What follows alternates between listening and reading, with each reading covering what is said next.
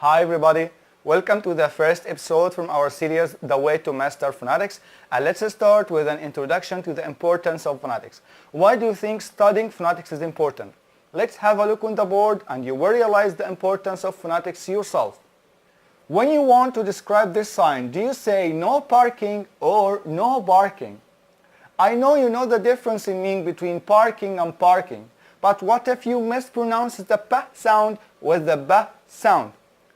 Imagine yourself if you want to say to someone, please don't park here, but you mispronounced the P sound with the B sound and said, please don't bark here. Actually, you will be in a very critical situation. So to avoid these critical situations, studying phonetics will help you. By studying phonetics, you will know how to pronounce the P sound and the B sound.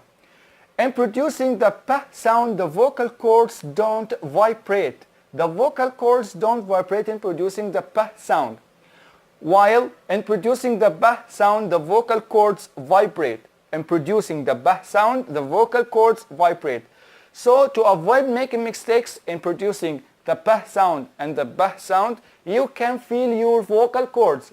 If the vocal cords vibrated while producing the P sound, this means that you mispronounced it. So take care the next time. Another reason for studying phonetics is that in English, letters don't always refer to the sounds. In English, letters don't always refer to the sounds. Let's take the word book as an example. The letter B in the word book can be silent in other words like death. And the letters OO make a different sound in other words like food. This is this is food. And by studying phonetics, you will know that this is the simple to the sound oo. And this is the simple to the sound oo. Okay? And the letter K in other words can be silent, like the word knife. Another importance for studying phonetics is that there are many sounds to one letter. There are many sounds to one letter. And let's take the letter C as an example. In the words city and face, it represents the sa sound. City, face, sun. And other words like car and cat, it represents the ka sound, like the word kite. In other words, if it is followed by the letter H, it can make two sounds, cha sound and ka sound. In the words much and catch, it represents the cha sound, church, church. And other words like chemistry and ache, it represents the ka sound.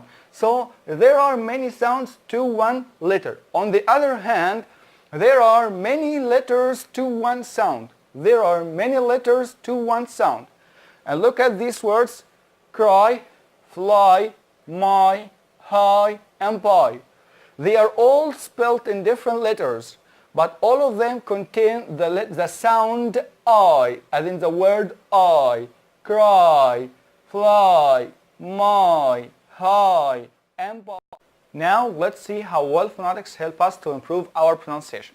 By studying phonetics, you will learn that there is only one symbol to each sound. There is only one symbol to each sound. We agreed that the letters do not always refer to the sounds, so we use some symbols to refer to some sounds. And let's take this symbol as an example. This is the symbol of the sound cha, the cha sound, as in the word much. And by studying phonetics, you will know that the word much is pronounced much because in the transcription of the word much, there is the cha sound. I mean, why did I pronounce the letter ch in the word much cha and the letters ch in the word ache ka sound? Because in the transcription of the word much, there is the cha sound, and the transcription of the word ache, there is a ka sound. Another example. This is the symbol of the sound a, like the word umbrella, umbrella. This is the transcription of the word umbrella. But not that. This is the letter U, and this is the letter U. But the letter U in the word umbrella pronounced a, umbrella.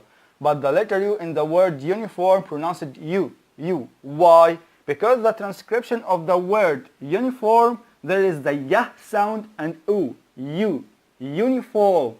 So by studying phonetics, you will know how to pronounce the words, how to pronounce the sounds, how to differentiate between the sounds, and how to speak clearly without being misunderstood. Thanks for watching me and see you in the next episode.